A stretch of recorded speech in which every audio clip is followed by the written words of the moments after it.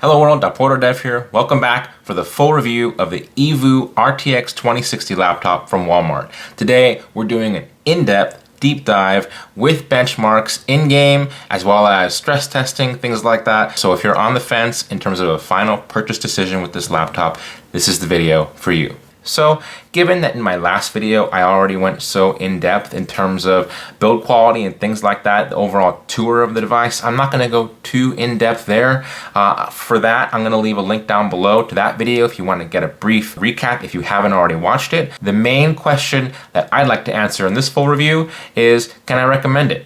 Is it a good value? What I can say is that this laptop is a good bang for the buck. So this variant that I have here on the channel, this is the RTX 2060 variant from Walmart, and I've seen it posted ranging from $1,000 to $1,100 USD, and what I can say is for that price, it's a good deal. Most laptops from other manufacturers with an RTX 2060 range anywhere from $1,300 even to $1,500. So that was a pretty big price delta. So that's why when I saw this laptop listed at a mere $1,000, I was so quick to pick it up and try to get my hands on it. So what I can say is this laptop performs at what you would expect for $1,000.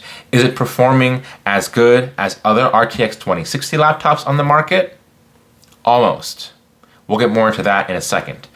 And here's some good close-ups of the chassis. It has aluminum on the back lid, and then it does have plastic underneath the bottom of the chassis, but overall it does have pretty good build quality and appearance, in my opinion, very minimal specifications. It's got a Intel Core i7 9th generation 9750H combined with 16 gigabytes of RAM, upgradable to 32, a 1 terabyte NVMe SSD, the RTX 2060 GPU from NVIDIA, combined with a 17-inch screen at 1080p with 144 Hz refresh rate and tuned colors by THX. I can say that this screen is exceptionally bright and easy to use outdoors and in brightly lit rooms.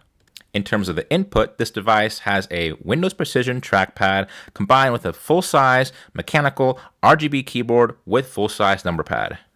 And taking a look at the I/O, on the back of the laptop, there's actually 3 possible outputs that you can use for display. So this laptop should be able to handle 3 monitors. You get 2 mini display ports on the left side, followed by an HDMI port, a USB-C port, not Thunderbolt, this is just standard USB-C, and the DC barrel power connector. And over on the left side of the laptop, we have a gigabit LAN port, followed by a USB 2.0 port, and your standard headphone and microphone jacks. And on the right side of the laptop, a SD card reader slot and 2 additional USB 3.0 ports. Basically, bottom line is you get what you pay for.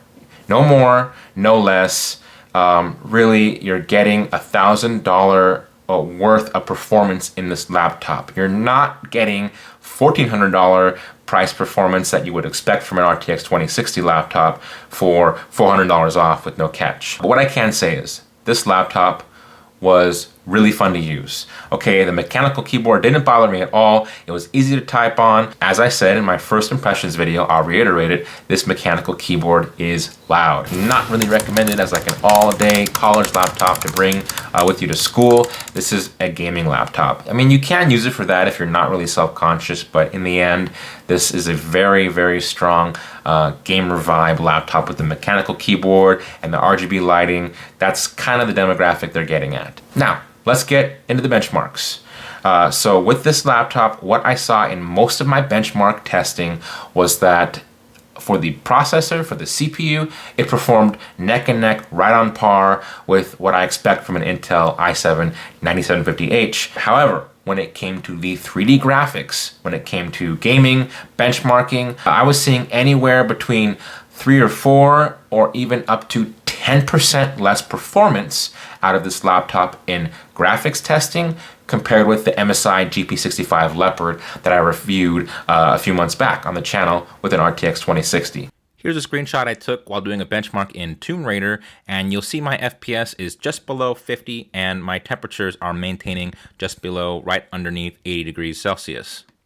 So pay attention here. This is the results of the Tomb Raider benchmark. And on that second graph down below on the bottom, you'll see there's a pretty significant drop in the frame rates around the middle of the benchmark. And it did recover, and likely there was some throttling that kicked in there. But I just thought that was worth showing. And here's some results from stress tests that I performed in Intel XTU. And what I thought was significant to point out was I didn't see any power limit throttling or thermal throttling in the CPU pretty much whatsoever. So I just have to point out that this is pretty much as good as it gets in terms of stress testing the processor. We're seeing very, very steady lines down below in that bottom graph. We're not seeing any dips, any fluctuations or ups and downs where the temperature is rising and then it's dropping as throttling kicks in. So basically, with the processor in this laptop, what I can say is it's very well thermally managed. Okay, it is doing very well in this chassis. Any performance drops or deficiencies that I noticed in terms of graphical testing was purely related to the GPU in terms of how that is dissipating the heat and how the thermal management with the graphics card is actually coming into play. So I wouldn't let that disappoint you if you already picked up this laptop. I wouldn't let it dissuade you from purchasing this laptop, but you just need to keep that in mind. So my point is, you're not quite getting $1,400 worth of performance at $1,000. You're getting $1,000 worth of performance here. You're getting what you pay for. Surprisingly, overall, they didn't skimp too much on the hardware. When I came to my Passmark performance tests, where I take an all-inclusive look at the entire system, CPU, memory, hard drive read and write speeds were all pretty on par with what I saw from other laptops over the past year. So no complaints there.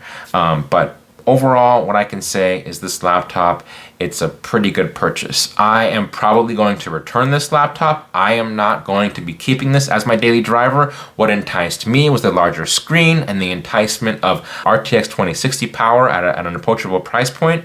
Looking to purchase my only gaming laptop, I very well might keep this laptop as my daily driver. Because I have other laptops like the Acer Predator Helios 300 already in my possession, I'm going to be sending this back to Walmart. I will not be keeping this laptop.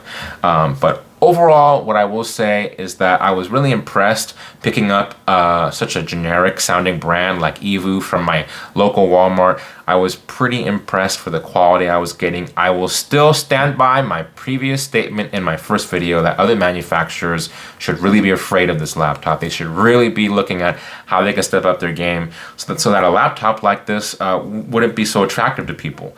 It's attractive for a reason. Value. Okay, this is like what we saw from companies like OnePlus in the smartphone industry. Now, a few other features that I want to point out that this laptop has are things like Windows Hello. So it has a really nice, easy to use infrared camera on the front of this laptop, so that basically once you turn on the device, as soon as the lock screen loads on Windows 10, it'll recognize your face and you're in within seconds. A few quirks that I wanted to point out: for some reason the power button, I had to press it 3, 4, even 5 times sometimes to get the laptop to actually power on. For some reason it wasn't always responding when I clicked the power button to turn it on.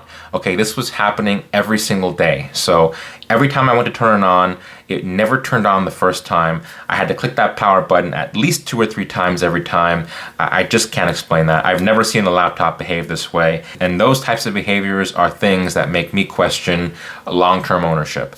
And then another quirk is it just felt very hot underneath on the lap area. So, you know, I think gamers, most of the time, when you're getting serious into gaming, you're going to be set up on a desktop or a table and you have your mouse out, so it's not too much of a concern. What I will say is, when running some programs like Adobe Premiere or other intensive programs or workflows and it's on your lap, if you're actually just kind of working or sitting on the couch, it felt very uncomfortable to me. It definitely got hotter underneath in terms of the dissipation of heat than I'm used to from other laptops. So it definitely bothered me using this laptop on my lap under intensive workloads. I'll still stand by my other statements in my first impressions review video where I said this laptop is just that good for the price.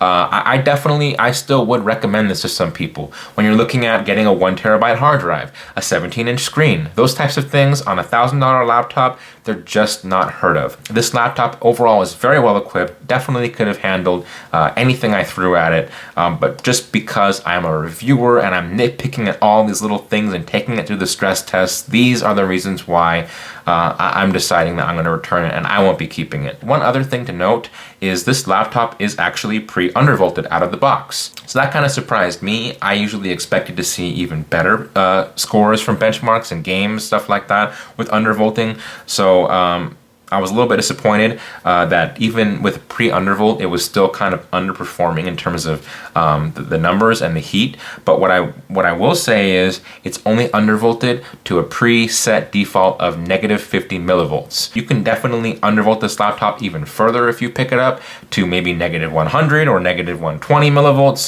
Definitely experiment with that. Take a look at my video description down below.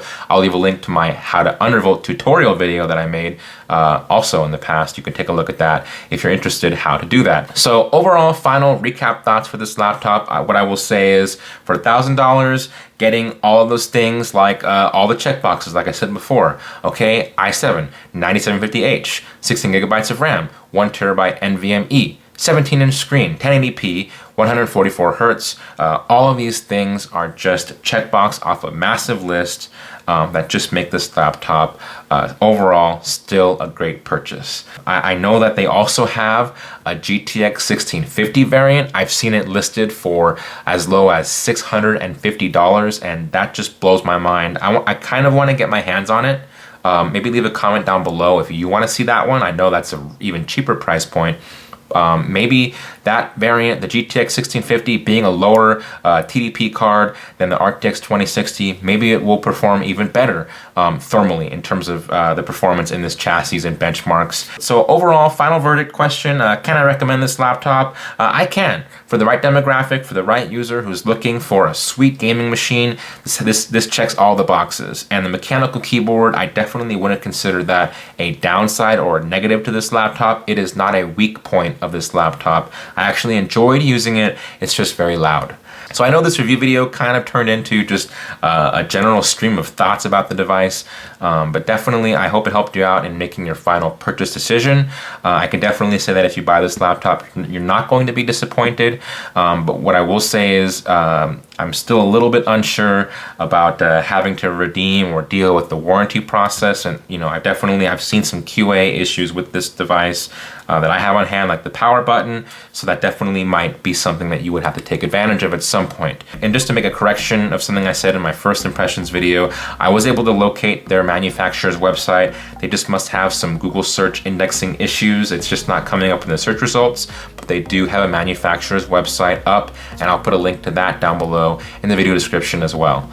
So please like this video if it helped you out. Subscribe to my channel if you'd like to see more. Take a look in the video description down below for links to buy this product, as well as my social media handles and my Discord server. Thanks again for watching. Dev out.